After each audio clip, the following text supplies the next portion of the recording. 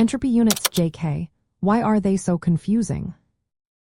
Imagine trying to measure how much energy is spread out in a system, but instead of just counting energy, you also consider how hot or cold it is. That's where the units of entropy, joules per Kelvin, come into play.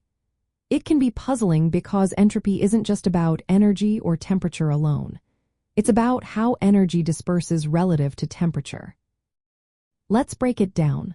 When you add heat to a system at a certain temperature, the change in entropy is the heat transferred divided by that temperature.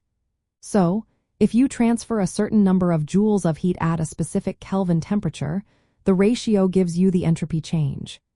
This ratio is why the units are joules per Kelvin.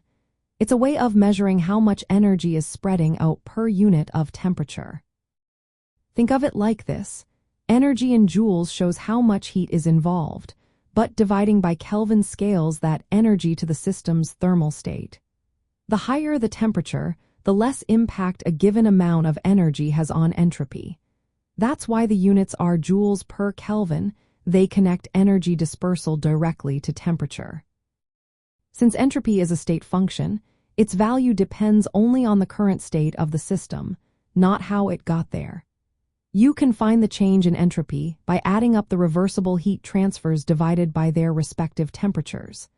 This makes the units of joules per Kelvin a handy way to keep track of how energy spreads out as temperature changes. In real life, these units help explain why some processes happen spontaneously. When entropy increases, energy becomes more spread out and less available for doing work. For example, when ice melts at a constant temperature, heat is absorbed, and the entropy increases by the amount of heat divided by that temperature. So, the reason why entropy units are joules per Kelvin can seem confusing at first is because they're not just measuring energy or temperature alone.